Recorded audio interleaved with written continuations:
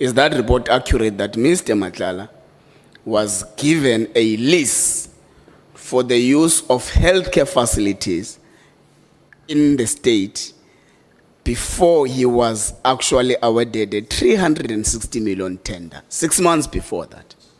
Is the report accurate? That report is accurate. Okay. They say they call him a tender prophet.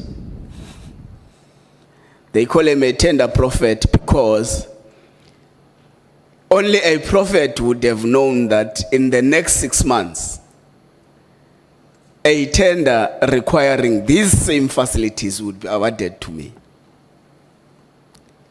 Now, this actually raises a serious concern in the eye of the public.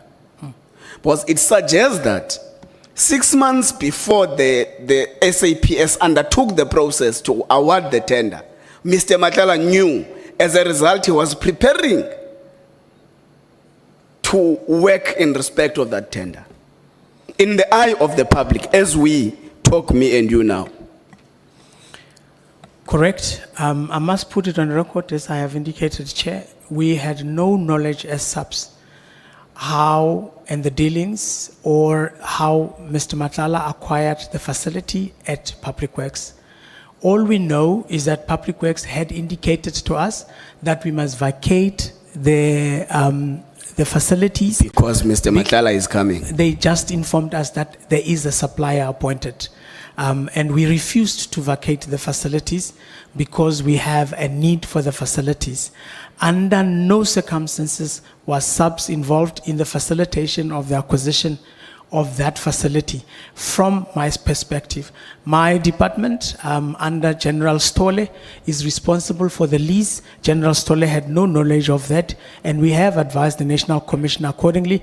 And National Commissioner has written to Public Works on numerous occasions indicating to them that we will not vacate that facility, and that's the position that we are still holding even So today. you were told to vacate the premises or the facilities because the great prophet, Pastor Matlala, is coming. We were told to vacate because a supplier has signed So the supplier was not named? No. Okay. Okay, no, that's fine. Okay, did this process undergo quality assurance? And what was the results thereof? I'm not sure which process, sir. The entire Honorable process of appointment from BC, the procurement process, was it quality assured? I have indicated the quality measures that we have in the process. I have indicated that the bid spec has a quality assurance that sits. I have indicated that there's a level of quality assurance, pre-tender quality assurance. I have indicated post-tender closing. And prior to tabling at BC, there's 2 levels of quality assurance that takes place there. And we have, futuristically, there's probity now, but there are quality assurance processes that we have embedded in the process. Were there any procurement procedures that were flouted in awarding the tender?